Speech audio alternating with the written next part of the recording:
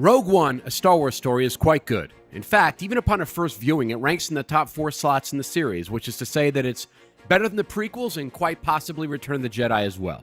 That's the good news. The bad news is, well, there isn't really any bad news other than the fact that the spin cycle has created unfair expectations for Rogue One. The hive mentality went from paranoia about the reshoots to now how Rogue One is the cure-all for Star Wars fans. Such is the problem with a franchise whose emotional connection to its audience is almost a living, breathing thing.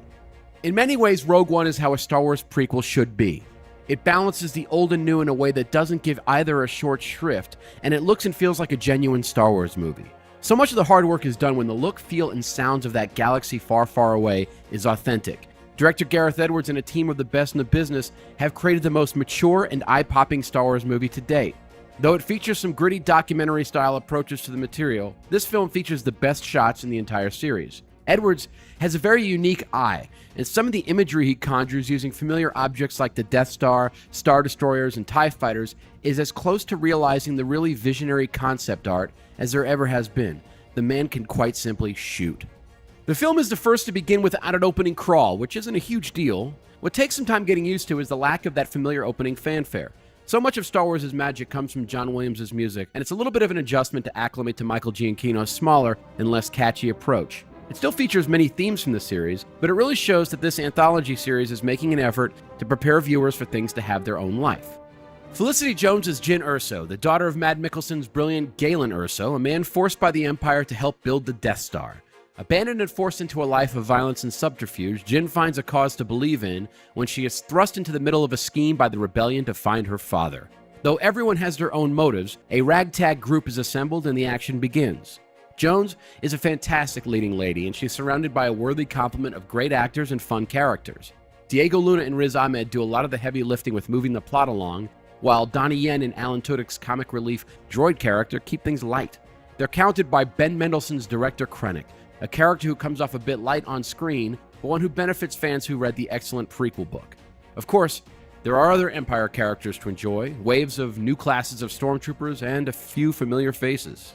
The film is about the stealing of the Death Star plans, and anyone who has watched Star Wars movies probably has a clue where it's all going. Where the film butters its bread is in the you were there ground-level combat and espionage that makes it all possible. The film is mostly successful once it finds its footing. In its early moments, it bounces from place to place, seemingly trying to create the connective tissue. It hits its stride once the rogue team is on their mission and knee-deep in trouble. When the film is at its best, it's truly thrilling and fun, though considerably darker than most of the films in the series. There's a futility to the story and an expendable nature to these characters that gives the film a different temperature than those which came before. The lack of Jedi and truly larger-than-life heroes in this group is a blessing and a curse. Luckily, Edwards is able to craft some really impressive set pieces from the new settings in Rogue One, and the space combat is the best we've seen since Return of the Jedi. Rogue One is a love note to Star Wars fans, and it's that service to fans that creates the film's biggest problem. Without spoiling anything, the film goes a little too far in tying Rogue One to the films it's connected to. A few forced cameos is one thing, and there are a few of them. Where the film reaches for the stars and comes up short is in attempting to create photorealistic and convincingly performing CG versions of characters we know like the back of our hand.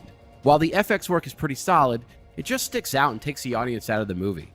It's especially disappointing considering that Lucasfilm just recast the beloved Han Solo and Lando Calrissian. There's a precedent of passing the torch gently.